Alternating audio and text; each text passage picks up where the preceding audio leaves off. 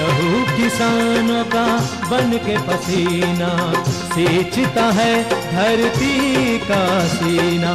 मेहनत का तेरी हक दिलवाने, नई तकनीक नई खोज बताने। पशुधन को गुणवान बनाना, पौध सुरक्षा को सिखलाना, खेती के सब गुर समझाने, भारत का सरताज बनाने। आठों पहर है संग तुम्हारे अन्नदाता,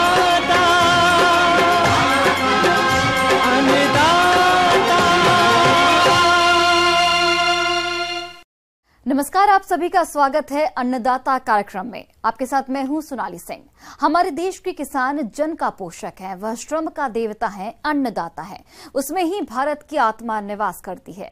ऐसे ही किसानों की प्रगति के लिए हम खेती बाड़ी से जुड़ी हुई बहुत सी नई लाभकारी जानकारियां हर रोज सुबह लेकर आते हैं। तो चलिए कार्यक्रम शुरू करने से पहले देखते हैं क्या है आज के अन्नदाता में।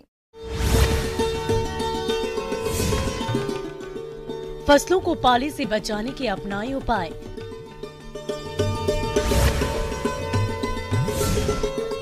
तसर कोशा की हार्वेस्टिंग के समय ध्यान देने योग्य जरूरी पहलू।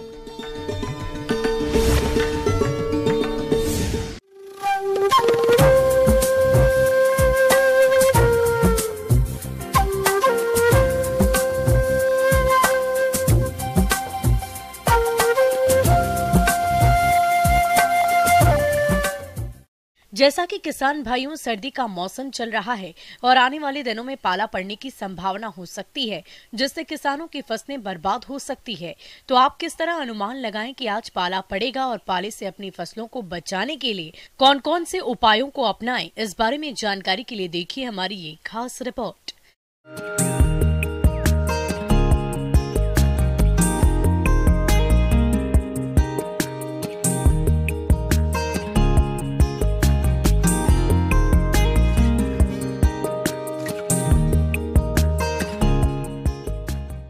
शीत ऋतु में जब वायुमंडल का औसत तापमान 0 डिग्री सेल्सियस से कम हो जाता है या आम भाषा में न्यूनतम तापमान के 4 डिग्री सेंटीग्रेड से नीचे कम हो, तब फसल के पौधों की कोशिकाओं में उपस्थित जल बर्फ में परिवर्तित हो जाता है तथा कोशिकाओं के आयतन में वृद्धि होने के कारण कोशिकाओं में उपस्थित जीव द्रव्य नष्ट हो जाता है, जिससे कोशिकाएं टूटकर मर जाती हैं तथा पौधे झुलसे हुए नजर आते हैं। अत्यधिक पाला पड़ने पर पौधे की पत्तियां एवं टहनियां बर्फ एवं हिमकणों में ढक जाती है। फसलों पर कम तापमान के इस प्रतिकूल प्रभाव को पाला कहते हैं। इसे पाला, ढा या तुषार नामों से भी जाना जाता है। उत्तर भारत में मध्य दिसंबर से मध्य फरवरी तक पाला पड़ने का समय है। इस समय रबी की फसलों में फूल आना एवं फलियां बनना शुरू होता है। पौधों में यह अवस्थाएं पाले के प्रति सबसे संवेदनशील होती है। शीतकाल में जब तापमान 0 डिग्री सेल्सियस से नीचे गिर जाता है तथा आकाश साफ होने के साथ हवा रुक जाती है, तो रात्रि को पाला पड़ने की संभावना बढ़ती है। रात को विशेषकर तीसरे एवं चौथे पहर में पाला पड़ने की संभावनाएं रहती है। मौसम का पूर्वानुमान देने वाले स्थानीय मौसम केंद्रों द्वारा पाले का पूर्वानुमान नियमित रूप से दिया जाता है।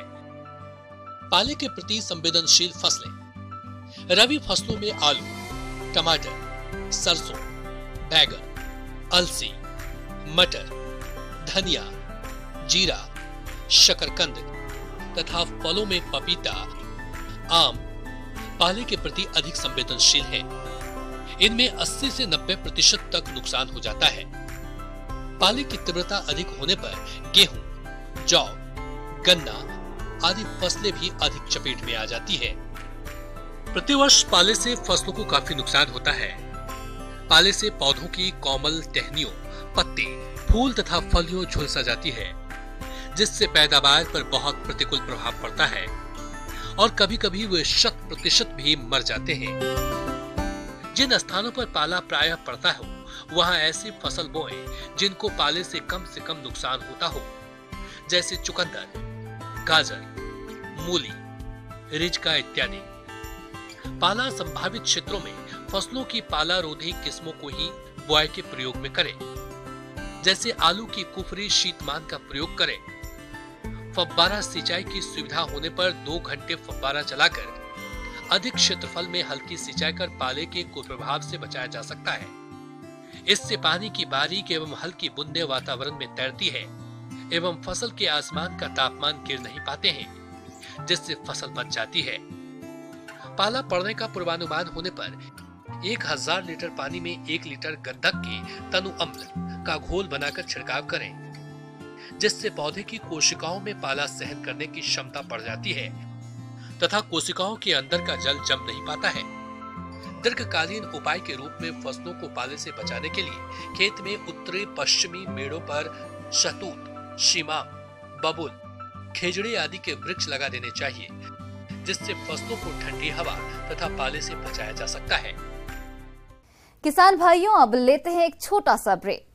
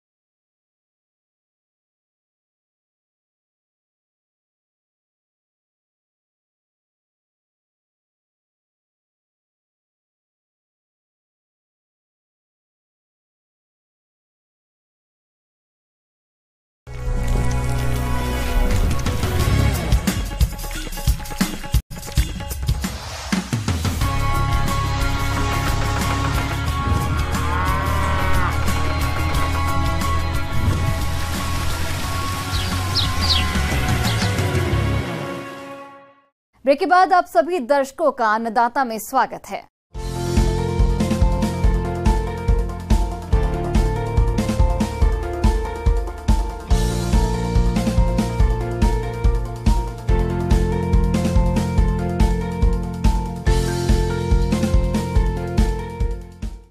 तसर रेशम कीट पालन अपने देश में तेजी से बढ़ रहा है और कई किसान इस व्यवसाय से जुड़कर अच्छा लाभ भी कमा रहे हैं।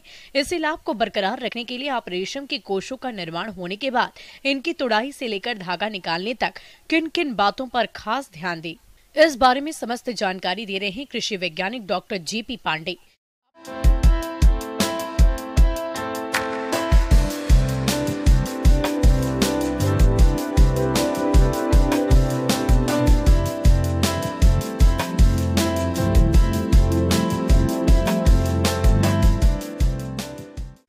किसान भाइयों, जैसा कि आप जानते हैं कि उत्तरावस्था का कीट पालन तसर के जीवन चक्र में एक बहुत महत्वपूर्ण अवस्था है और इस दौरान अगर आप फसल की देखरेख काफ़ी अच्छे तरीके से करते हैं तो निश्चित रूप से आपको उत्पादन बहुत अच्छा होगा।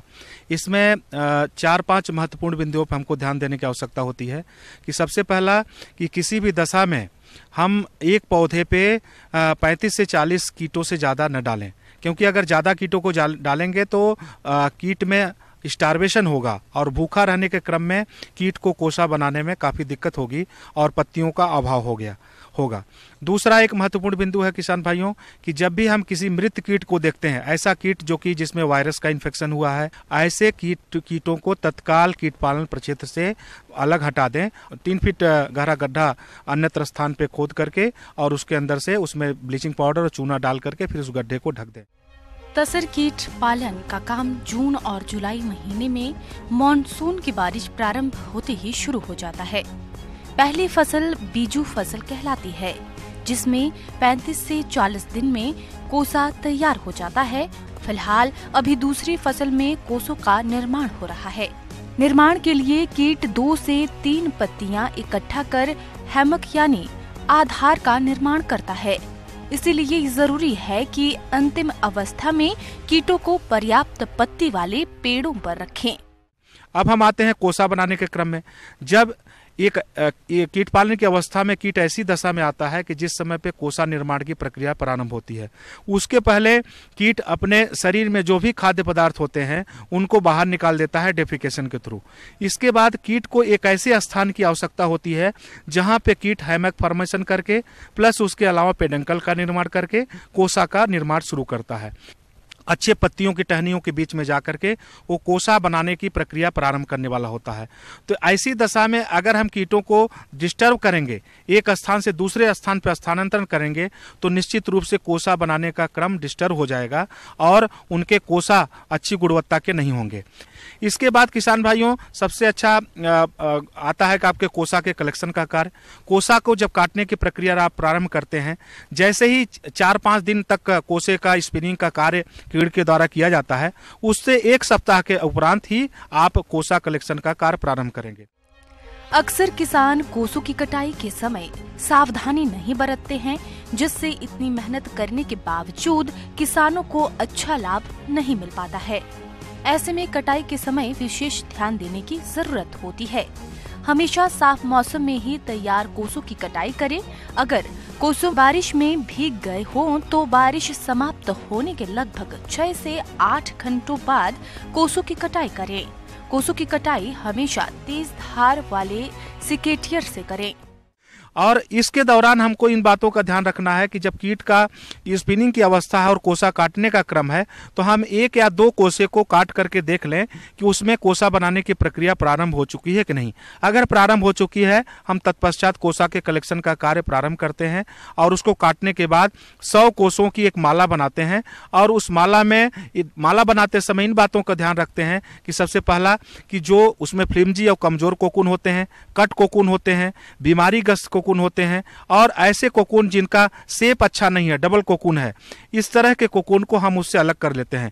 केवल एक ग्रेड के उच्च गुणवत्तापूर्ण कोकून का ही इस्तेमाल हम कोसा को ग्रेनेज उत्पादन के लिए करते हैं। आमतौर पर किसान भाई कोसों की कटाई के बाद सभी कोसों को एक साथ मिला देते हैं। ऐसे में कई बार स्वस्थ कोसों के साथ रोग ग्रसित कोसे भी मिल जाते हैं, जिससे पेब्रीन जैसे घातक रोग फैलने की संभावना हमेशा बनी रहती है। इसलिए कोसों की कटाई के बाद श्रेणीकरण जरूर करें और तैयार कोसों की जांच अवश्य करवाएं।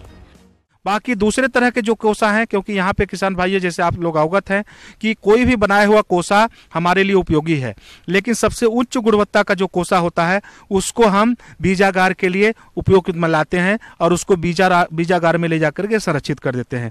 इन कोसों से फिर तितली का इमरजेंस होगा अगले साल जून जुलाई में, और उस समय पे हम उससे फिर अंडा बनाने का कार्य प्रारंभ करेंगे। तो अगर कोसों के उच्च क्वालिटी के अच्छे गुणवत्ता वाले कोसे का चयन अगर हम अभी नहीं करेंगे तो क्या होगा कि आने वाले दिनों में हमारा बीज उत्पादन प्रभावित होगा। कोसों की कटाई की छंटाई के बाद अक्सर किसान अच्छे कोसों को बीजागार ले जाते हैं, जहां पर उनका प्रयोग अगली फसल के लिए किया जाता है। इस प्रक्रिया को भंडारण कहा जाता है। इस दौरान किसानों को काफी सतर्कता से काम करना चाहिए। अगर बीजागार में कोसों को रखना हो तो बीजागार को साफ और स्वच्छ स्थान पर बनाएं और बीजागार में कीट पालन के दौरान उचित आर्द्रता और तापक्रम युक्त वातावरण बनाएं, क्योंकि इसमें की गई लापरवाही आपकी आगामी फसल को भी प्रभावित कर सकती है।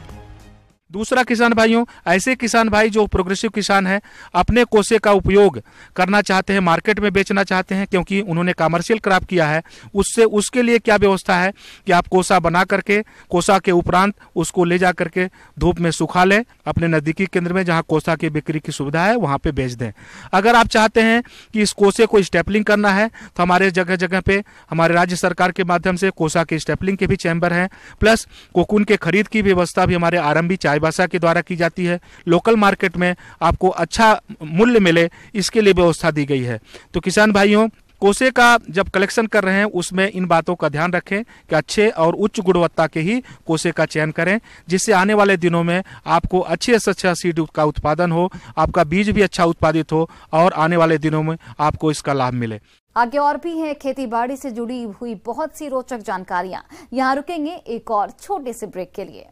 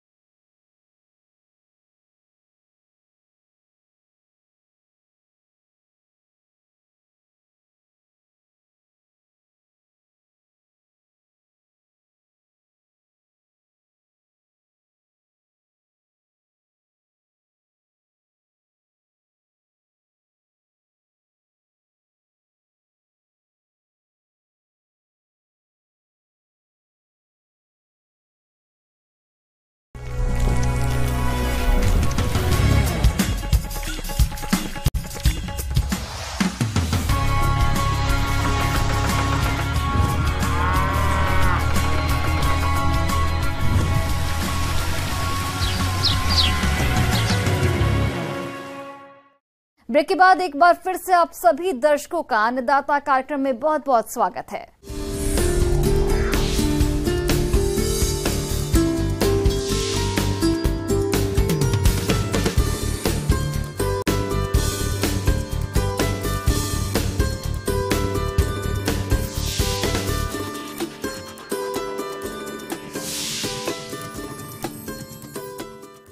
किसान भाइयों, किसी भी फसल के सफल उत्पादन में कई तरह की बाधाएं आती हैं, जिनमें से एक है हानिकारक कीटों का प्रकोप। और किसान इन कीटों की रोकथाम के लिए अक्सर रासायनिक दवाओं का प्रयोग करते हैं, जिससे वातावरण तो प्रदूषित होता ही है, साथ ही इन दवाओं का हानिकारक प्रभाव मानव स्वास्थ्य पर भी पड़ता है। इतना ही नहीं, इनके प्रयोग से कृषि में लागत भी बढ़ जाती है। इसलिए इन रासायनिक दवाओं के दुष्प्रभाव से बचने के लिए अब किसानों को नीम आधारित कीटनाशक दवाओं का प्रयोग करना चाहिए, जिन्हें किसान अपने स्तर पर भी तैयार कर सकते हैं। परंतु कैसे, आइए जानते हैं डॉक्टर राहुल सिंह से।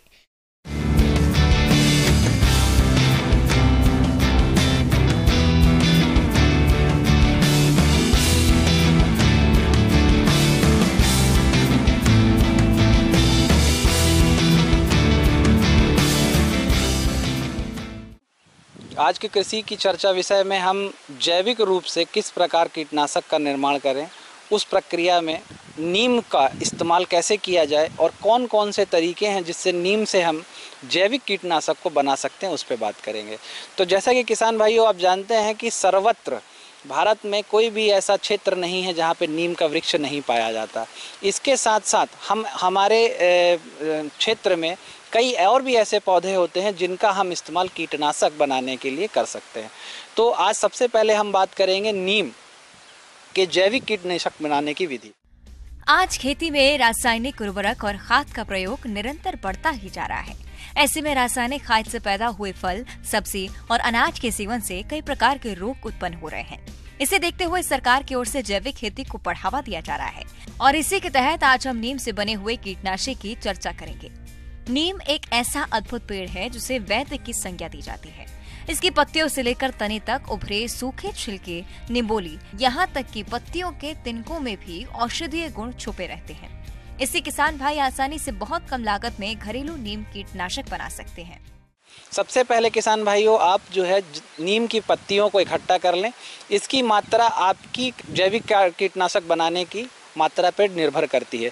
सामान्य रूप से हम 10 किलोग्राम यदि हरी पत्तियों को इकट्ठित करते हैं तो उसके द्वारा हम लगभग 5 लीटर का हमारा जैविक कीटनाशक को तैयार कर सकते हैं।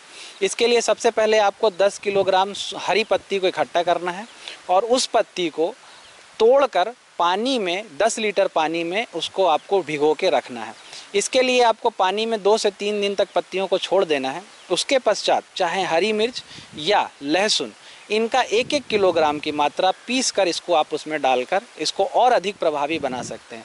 इस प्रकार से बने हुए मिश्रण को आपको लगभग धीमी आंच में तब तक गर्म करना है जब तक इसका जो अर्क है वो इसकी आधी मात्रा पे ना पहुंच जाए, अर्थात वो 5 लीटर की मात्रा पे ना पहुंच जाए। और इस प्रकार ये जो आपका तैयार मिश्रण है इसको आप प्रति लीटर पंप में डालकर, अर्थात 1 लीटर यदि आप एक पंप में डालेंगे, एक पंप सेट में, और इसका इस्तेमाल आप अपनी प्रभावी सब्जी वाली फसल हो उस पर आप प्रभावी रूप से नियंत्रण करने के लिए, कीटनाशक हो चाहे बीमारी हो, इसके लिए आप इस्तेमाल कर सकते हैं। सबसे पहले 10 लीटर पानी लें और उसमें 5 किलोग्राम नीम की हरी या सूखी पत्तियां या बारीक पिसी हुई नीम की निबोली, 10 किलोग्राम छाछ और 2 किलोग्राम गौमूत्र, 1 किलोग्राम पिसा हुआ लहसुन, इन सबको एक प्लास्टिक के ड्रम या मिट्टी के बर्तन में मिश्रित कर लें। फिर एक लकड़ी से इनको अच्छी तरह से मिलाएं। इसके बाद 5 दिनों तक किसी बड़े बर्तन में ढककर रख दें। ये भी ध्यान रखें कि हर दिन 5 दिनों तक दिन में 2 से 3 बार इस घोल को अच्छी तरह लकड़ी से मिलाते रहें। जब इसका रंग दूधिया हो जाए तो इस घोल में 200 मिलीग्राम साबुन और 800 मिलीग्राम टिपोल मिला दें। अब इसका प्रयोग फसलों में अन्य कीटनाशकों की तरह किया जा सकता है। इसी के साथ हम देखते हैं कि आज जो है कीटनाशक के नियंत्रण के लिए इसके नीम के तेल का भी इस्तेमाल किया जाता है। तो नीम का तेल सामान्य रूप से किसान भाइयों आपको मार्केट में भी मिल जाएगा, और इसके लिए आप नीम के तेल की मात्रा को 100 ml की मात्रा को यदि 1 लीटर पानी में घोलकर उसमें यदि आप थोड़ा सा अपना 80 ml के आसपास यदि कोई भी जो घर में उपस्थित डिटर्जेंट है उसको मिलाकर 10 लीटर पानी में पूरा घोल तैयार करके इस्तेमाल करते हैं तो ये भी कीटनाशक आपके छोटे स्तर पर प्रभावी रूप से कीट नियंत्रण करने में आपकी मदद करेगा। तो इस प्रकार से आप जैव कीटनाशक का निर्माण नीम की सहायता से आसानी से कर सकते हैं। नीम की खली से कीटनाशक बनाना। नीम की खली से भी कीटनाशक तैयार किया जा सकता है। इसके लिए सबसे पहले 3 किलोग्राम कुटी हुई निबोली को करीब 15 से 16 लीटर पानी में 3 दिनों तक फूलने दें। इसके बाद चौथे दिन धतूरे का रस 100 ग्राम, हरी मिर्च 250 ग्राम को कूटकर मिला लें। इससे करीब 3 लीटर अर्क निकाल लें। करीब 15 लीटर शुद्ध पानी में 1.5 लीटर अर्क को मिलाकर सुबह के समय इसका छिड़काव पौधों पर करें। ये दवा पौधों और पत्तों पर लगने वाले कीटों, मच्छरों और माहू आदि से बचाव के लिए काफी कारगर साबित होती है। इस कीटनाशक का छिड़काव करते समय इस बात का ध्यान रखें कि इसका छिड़काव 1 माह पुरानी फसल पर ही करें। तो किसान भाइयों फिर सवाल आता है किसान भाइयों का कि ये किन किन कीटों के लिए प्रभावी होता है। तो सामान्य रूप से हम सब्जी वाली फसलों पर इसका उपयोग करते हैं तो प्रभावी नियंत्रण देखने के लिए मिलता है। साथ ही साथ ये उन कीटों के लिए बहुत प्रभावी है जो पत्तियों पर लग के उसका रस चूसते हैं। और यदि हम इन प्रकार के कीटों के नियंत्रण के लिए रासायनिक दवा का इस्तेमाल करते हैं तो उसका जो लागत मूल्य है वो भी काफ़ी ज़्यादा होता है। तो यदि हम इन जैविक कीटनाशकों का उपयोग करें जैसे जो नीम आधारित हैं तो हमारी लागत मूल्य में भी कमी आएगी। साथ ही साथ किसान भाइयों जो एक बहुत महत्वपूर्ण बात ये है कि आपको कभी भी जब इस कीटनाशक का इस्तेमाल करें तो फसल की जो अवधि वो 1 माह की होनी चाहिए। 1 माह पुरानी फसल पे जब आप इसका इस्तेमाल करेंगे तो किसी भी प्रकार का दुष्प्रभाव के लक्षण आपको देखने के लिए नहीं मिलेंगे। तो आशा करता हूँ किसान भाइयों को ये जो कीटनाशक है, जैविक कीटनाशक निर्माण की विधि, उसके बारे में जानकारी पाकर अच्छा लगा हो।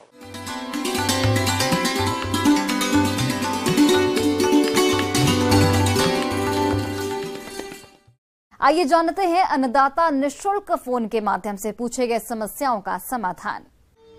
अन्नदाता निःशुल्क फोन संपर्क सेवा के माध्यम से पूछे गए प्रश्नों में से आज हमने जिस प्रश्न को कार्यक्रम में शामिल किया है उसे पूछा है ग्राम डवरी, जिला जयपुर के कृषक रोहन यादव ने।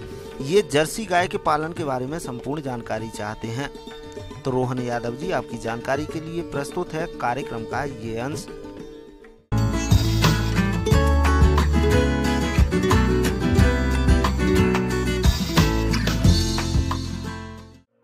भारतीय संस्कृति में गाय का बहुत ही ऊंचा स्थान है। प्राचीन काल से ही ये भारत की अर्थव्यवस्था की रीढ़ रही है।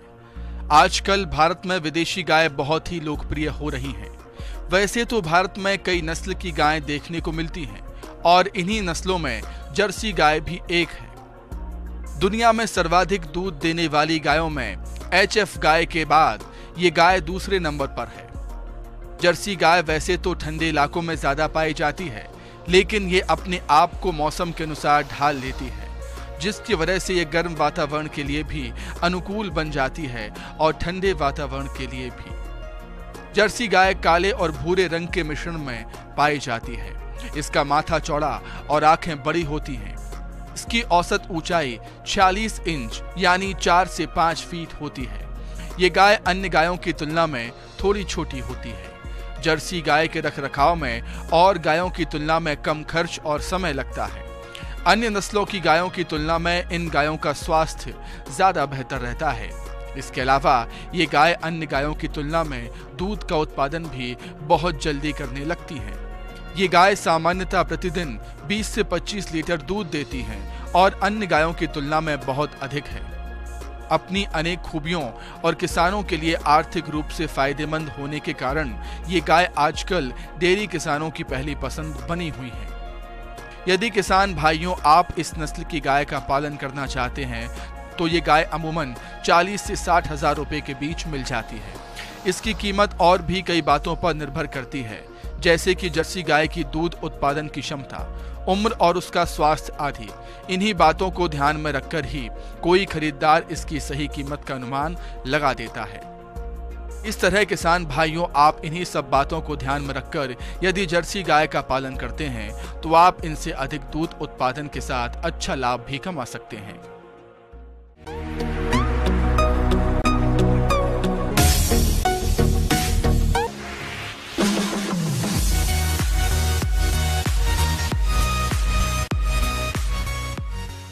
एक नजर डालते हैं राज्य के कुछ मंडियों के प्रमुख फसलों के बाजार भाव पर।